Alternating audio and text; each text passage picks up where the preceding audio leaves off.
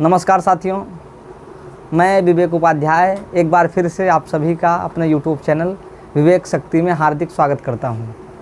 साथियों, हम लोग जो है पिछले टर्न पर बात कर रहे थे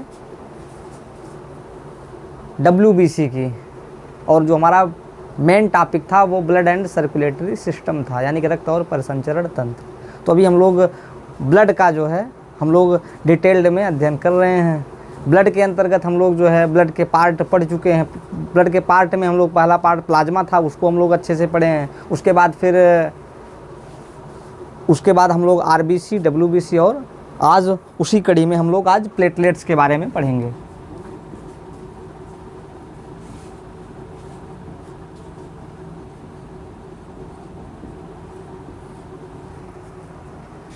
जिसको हिंदी में जो है पट्टिकाणु कहा जाता है। अब देखिए ये क्या होता है।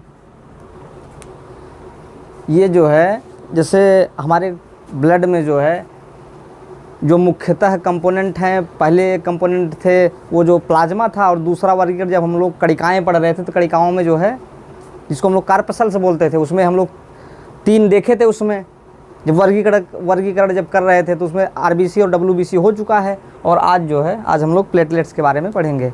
प्लेटलेट्स के बारे में अगर बात की जाए तो इनकी जो संरचना होती है वो जालीनुमा होती है, और इसमें जो है इसमें भी जो है केंद्रक नहीं पाया जाता है। ध्यान देने वाली बात यहाँ पे ये है कि मैंने बताया था कि RBC में भी जो है केंद्रक नहीं पाया जाता, और यहाँ प्लेटलेट्स में भी जो है केंद्रक नहीं पाया जाता है। और ये जो है अगर इसके कलर की बात करें तो ये WBC की तरह रंगहीन होती है, यानी कि इसका भी जो है वो कलर नहीं होता है। कलर किस में होता है? कलर RBC में होता है, और RBC में हीमोग्लोबिन पाया जाता है, उसी की वजह से जो है ब्लड का रंग जो है वो लाल होता है। तो हम लोग इतना पढ़ चुके हैं। अगर जो है इसको एक और नाम से जानते हैं,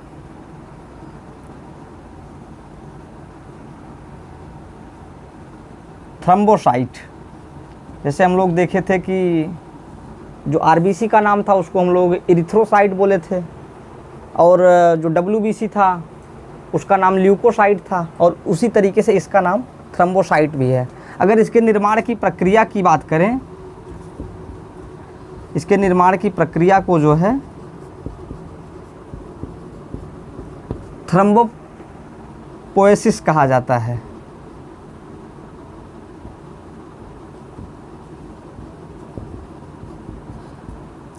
सेम पिछले की तरह है। जैसे RBC में जो है RBC का नाम इरिथ्रोसाइट था, तो उसके निर्माण की प्रक्रिया को इरिथ्रोपोएसिस कहते थे। WBC का नाम ल्यूकोसाइट था, तो उसके निर्माण की प्रक्रिया को ल्यूकोपोएसिस। और उसी तरीके से प्लेटलेट्स जो है ये थ्रम्बोसाइट इसका नाम है, तो इसके निर्माण की प्रक्रिया को थ्रम्बोपोएसिस के नाम से जानते हैं। और अगर बात करें इसके कार्य की, तो इसका जो सबसे महत्वपूर्ण कार्य है वो रक्त का थक्का बनाने में ये सर्वाधिक महत्वपूर्ण भूमिका निभाता है। जैसे कहीं पर, क्योंकि इसकी संरचना कैसी होती है? जालीनुमा होती। जब भी कहीं पर घाव लगता है, जब घाव से जो है खून निकलता है, तो ये इसकी संरचना चूँकि जालीनुमा होती है, ये जो है उस घाव के पास जाकर ये जमा होने लगती है। और धीरे धीरे क्या होता है कि जो RBC या WBC आती हैं इसी में फंसती जाती हैं, तो फलस्वरूप जो है घाव से जो है रक्त बहना बंद हो जाता है। तो ये हो गया। अगर हम इसके जीवन काल की बात करें तो इसका जो जीवन काल होता है लगभग 7 से 8 दिन का होता है।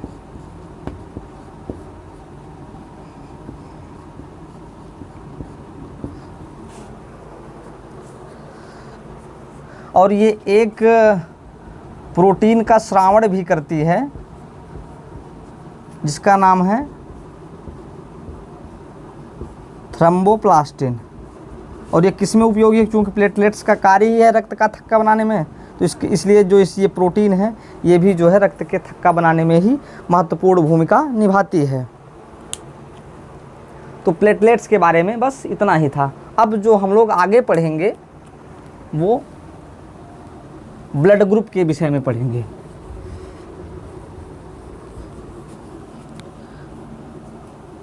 जो इसमें जानने वाली बात तेरी ही थी कि जैसे आरबीसी था, तो आरबीसी का जो महत्वपूर्ण कार्य था वो क्या था कि जो ऑक्सीजन जनित रक्त है उसको जो है शरीर के विभिन्न भागों तक पहुंचाना था। डब्ल्यूबीसी का कार्य क्या था कि जो भी बाहर से बैक्टीरिया हमारे ब्लड में इंटर करता है उसको समाप्त करना जो है डब्ल्यूबीसी का प्रमुख फंक्शनिंग थी।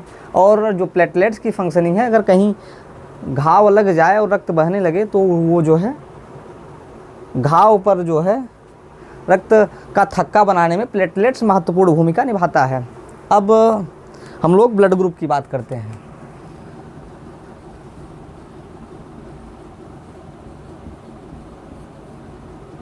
ब्लड ग्रुप का मतलब होता है रक्त समूह की। अगर इसकी खोज की बात की जाए तो ये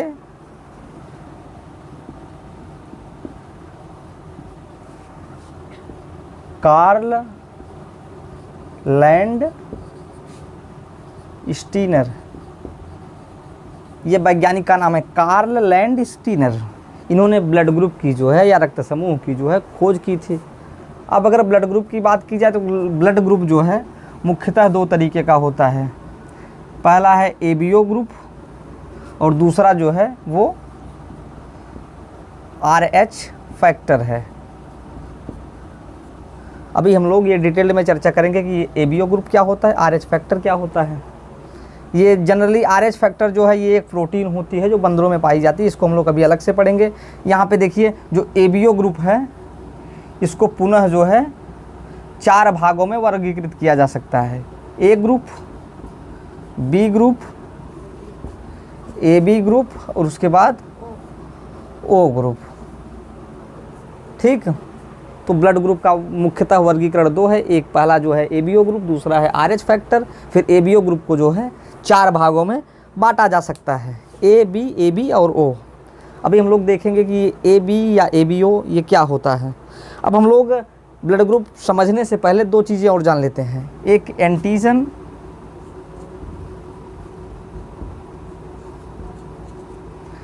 इसको हिंदी में भी एंटीजन ही बोलेंगे।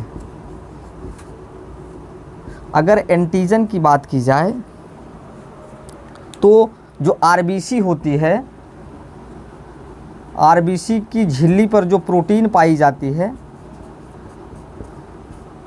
झिल्ली पर जो प्रोटीन पाई जाती है उसी को हम लोग एंटीजन बोलते हैं। ये आरबीसी पर जो है विशेष प्रकार की झिल्ली होती है, वो क्या होती है, एंटीजन होती है। और आरबीसी तो हम लोग पढ़े ही हैं कि ब्लड में जो सर्वाधिक मात्रा में जो कणिकाएँ होती हैं उनमें सबसे ज़्यादा आरबीसी पाई जाती है। अब दूसरी बात हम लोग जान लेते हैं कि एंटीबॉडी क्या होती है।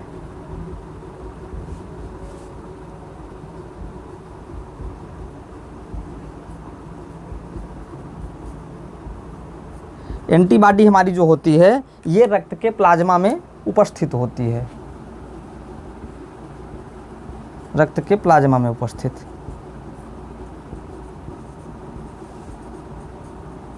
अब देखिए, अभी हम लोग आगे पढ़ेंगे कि एंटीजन का कार्य क्या है, एंटीबॉडी का कार्य क्या है। तो ये हो गया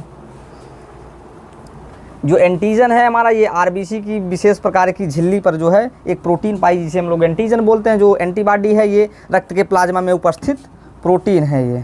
ठीक, अब आइए हम लोग इसके आगे देखते हैं।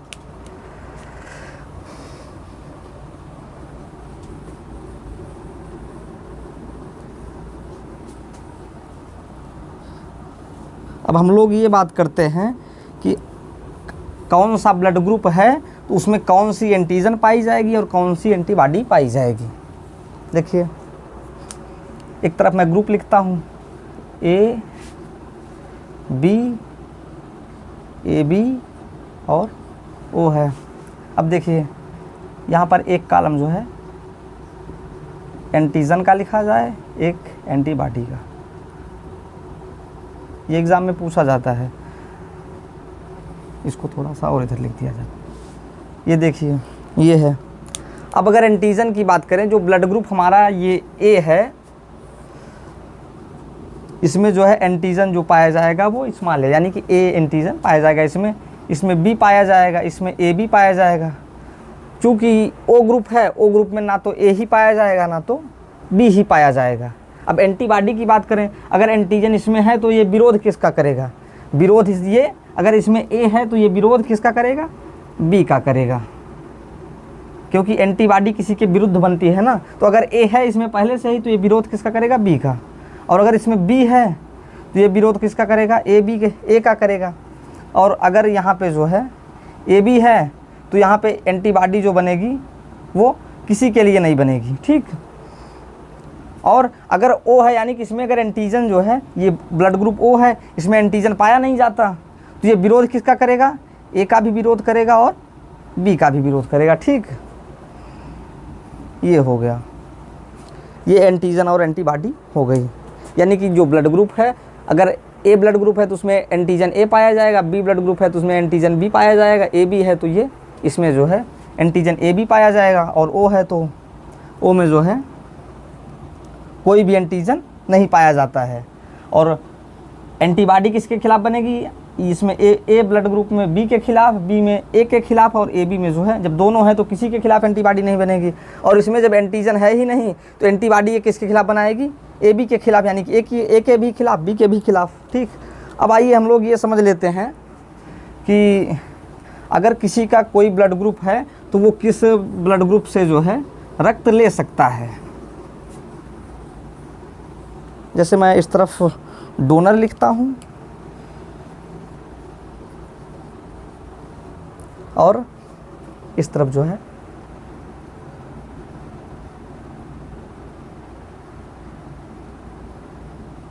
रिसिपिएंट, यानी कि ग्राही, और इधर जो है वो दाता लिखता हूँ। जैसे अगर डोनर ए है, बी है इधर, इस पे बाद ए बी है और फिर ओ है।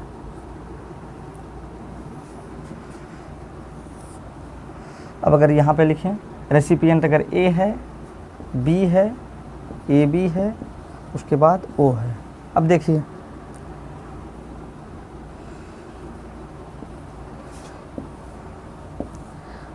अगर किसी का ब्लड ग्रुप ए है,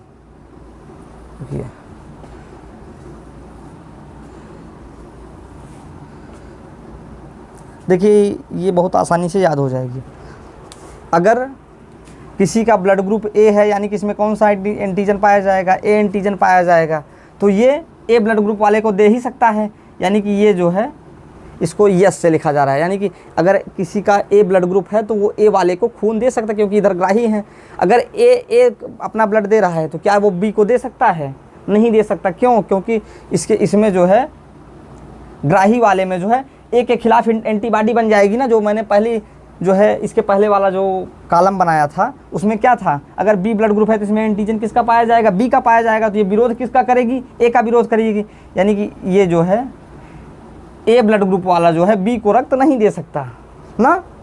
अब इसके बाद देखिए, अगर इसमें जो है दाता ए है, यानी कि इसमें एंटीजन ए है, तो ये, और यहाँ पे देखिए ग्राही वाले में क्या है? ग्राही वाले में ए एंटीजन भी है, बी एंटीजन भी है, यानी कि इसको भी ये दे सकता है। और ओ वाले को जो है ओ वाला भी, यानी कि ए ब्लड ग्रुप वाला ओ वाले को नहीं दे सकता। क्यों नहीं दे सकता? क्योंकि ओ वाले के शरीर में ए और बी दोनों के खिलाफ एंटीबॉडी बनती है ना, इस वजह से इसको नहीं दे पाएगा। अब देखिए बी ब्लड ग्रुप वाला है, क्या वो ए को रक्त दे पाएगा? नहीं दे पाएगा। क्यों? क्योंकि इसमें जो है बी के खिलाफ एंटीबॉडी बन जाएगी, क्योंकि इसका एंटीजन बी होता है। ए में एंटीबॉडी किसके खिलाफ बनेगी? बी के खिलाफ बनेगी, यानी कि ये जो है इसको नहीं दे पाएगा। बी वाला के क्या बी को दे पाएगा? बिल्कुल दे पाएगा, क्योंकि इसमें भी बी एंटीजन है, इसमें भी बी एंटीजन है, यानी कि ये जो है इसको दे लेगा। बी वाला क्या ए बी को दे सकता है? बिल्कुल दे सकता है, क्योंकि यहाँ पे बी वाले में बी एंटीजन है और इसमें ए और बी दोनों एंटीजन मौजूद हैं, ठीक। और देखिए बी वाला ओ को नहीं दे सकता। क्यों? क्योंकि ओ में जो है एंटीबॉडी ए और बी दोनों के खिलाफ बनती है ना, यानी कि इसको भी नहीं दे सकता। अब देखिए अगर ए बी वाला है, ठीक, तो ए बी वाले मैंने क्या बताया था कि इसमें जो है एंटीजन क्या पाया जाता है, एंटीजन जो है इसमें ए बी दोनों पाए जाते हैं एंटीजन ना। तो एंटीबॉडी जो है अगर ए वाले की बात करें तो क्या ये ए वाले को दे सकता है? नहीं दे सकता। क्या ये बी वाले को दे सकता है? ये भी नहीं दे सकता। ए बी वाला है तो ए बी वाले को दे सकता है, और ए बी वाला है अगर तो ये ओ को तो बिल्कुल नहीं दे, क्योंकि इसमें दोनों एंटीजन मौजूद हैं। तो ओ में जो है एंटीबॉडी जो बनेगी वो दोनों के खिलाफ बनेगी, तो यानी कि इसको भी नहीं दे सकता ना। अब देखिए, अगर ओ वाला है, ओ पहली बात तो ओ में कोई एंटीजन नहीं है, यानी कि इसका रक्त जो है किसी को चढ़ाया जा सकता है, यानी कि इसमें जब एंटीजन ही नहीं है तो ये आसानी से ले लेगा, क्योंकि इसमें जो एंटीबॉडी बनती है वो बी के खिलाफ बनती है, और ओ में एंटीजन है ही नहीं। इस वजह से ओ जो है ये इसको दे सकता है, ये बी को भी दे सकता है, और ये ए बी को भी दे सकता है, और ओ वाला तो ओ को दे ही सकता है। ठीक, तो यहाँ से क्या क्या निकल कर आ रही है? एक बात निकल कर आ रही है ना कि यहाँ से देखिए सर्वदाता कौन बना, कौन सा ऐसा ब्लड ग्रुप है जो सबको दे सकता है। तो वहाँ पे ओ आया ना, देखिए ओ जो है ए को भी दे सकता है, ओ बी को भी दे सकता है, ओ ए बी को भी दे सकता है, और ओ को तो दे ही सकता है। यानी कि सर्वदाता रक्त समूह कौन सा हो गया? ओ। और सर्वग्राही कौन सा हुआ? सर्वग्राही देखिए यहाँ से सर्वग्राही ए बी मिला ना, ए बी देखिए, ए बी ए का भी ले रहा है, बी का भी ले रहा है, ए बी का तो ले ही रहा है, और ओ का भी ले रहा है, यानी कि सर्वग्राही कौन सा हुआ? A B. ठीक, तो ये तालिका है ऐसे। यानी कि अभी तक हम लोग क्या पढ़े हैं रक्त समूह में? पहली बात तो रक्त समूह जो है, रक्त समूह का वर्गीकरण पढ़े। रक्त समूह दो तरीके का बांटा गया, पहला जो है एबीओ ग्रुप और दूसरा आरएच फैक्टर। तो अभी हम लोग एबीओ ग्रुप पर बात कर रहे हैं। एबीओ ग्रुप में मैंने ये बताया कि उससे पहले कि एंटीजन क्या होता है, एंटीबॉडी क्या होता है। एंटीजन जो हमारा होता है वो जो है आरबीसी की झिल्ली पर एक विशेष प्रकार की प्रोटीन पाई जाती है जिसे एंटीजन बोलते हैं। और फिर एंटीबॉडी की बात हुई। एंटीबॉडी के लिए मैंने बताया कि जो प्लाज्मा है, प्लाज्मा में जो है एक विशेष प्रकार की प्रोटीन पाई जाती है जिसे एंटीबॉडी कहते हैं। और उसके बाद हम लोग क्या पढ़ें कि किस ब्लड ग्रुप में कौन सा एंटीजन पाया जाता है। तो मैंने ये बताया कि ए में जो है ए का एंटीजन पाया जाता है, बी में बी का एंटीजन पाया जाता है, ए बी में ए और बी दोनों एंटीजन पाए जाते हैं, और ओ में कोई एंटीजन नहीं पाया जाता। अब जिसमें जो एंटीजन पाया जाता है वो जो है दूसरे एंटीजन का विरोध करेगा। यानी कि ए अगर है तो ए में ए विरोध किसका करेगा? बी एंटीजन का करेगा ना। यानी कि एंटीबॉडी ए में किसके खिलाफ विकसित होगी? बी के खिलाफ विकसित होगी। उसी तरीके से बी में जो है एंटीबॉडी ए के खिलाफ बनेगी, ए बी में जो है वो एंटीबॉडी किसी के खिलाफ नहीं बनेगी ना। और ओ में जो है सबके खिलाफ एंटीबॉडी बनेगी, चाहे ए बी ए हो, बी हो या ए बी हो। उसी तरीके से यही यहाँ पर हम लोग ये तालिका देखें कि ए वाला अगर है तो वो ए वाले को रक्त दे सकता है, ए वाला है तो वो बी को रक्त नहीं दे सकता। क्यों? क्योंकि बी में जो है ए के खिलाफ एंटीबॉडी बन जाएगी। ए वाला है तो ए बी को रक्त दे सकता है क्योंकि जो है इसमें ए एंटीजन मौजूद है। ठीक, क्योंकि ए बी जो है इसमें जो है एंटीबॉडी का निर्माण होता ही नहीं है। ओ में है तो वो जो ओ में हमेशा जो है एंटीबॉडी का निर्माण होता है, और वो ए और बी दोनों के खिलाफ होता है ना। उसी तरीके से ये तालिका है। तो इस तालिका से ये देखने पर स्पष्ट हुआ कि जो है ओ हमारा सर्वदाता है। ओ को देखिए ये सबको दे रहा है, और यहाँ से ए बी को देखिए, ए बी देखिए जो सबसे रक्त ले रहा है। ठीक, तो ये हो गया। अब जो है इसके बाद जो हम लोग अगला टॉपिक पढ़ेंगे, इसी टॉपिक में जो है जो दूसरा वर्गीकरण है जो आरएच फैक्टर है, अब हम लोग उसके बारे में पढ़ेंगे डिटेल्ड में कि आरएच फैक्टर क्या होता है, इसकी खोज कैसे हुई। तो ये सभी जो है हम लोग आगे पढ़ेंगे। आज के वीडियो में बस इतना ही। आपको वीडियो कैसा लगा आप कमेंट बॉक्स में ज़रूर बताएं। मिलते हैं फिर कल, तब तक के लिए नमस्कार।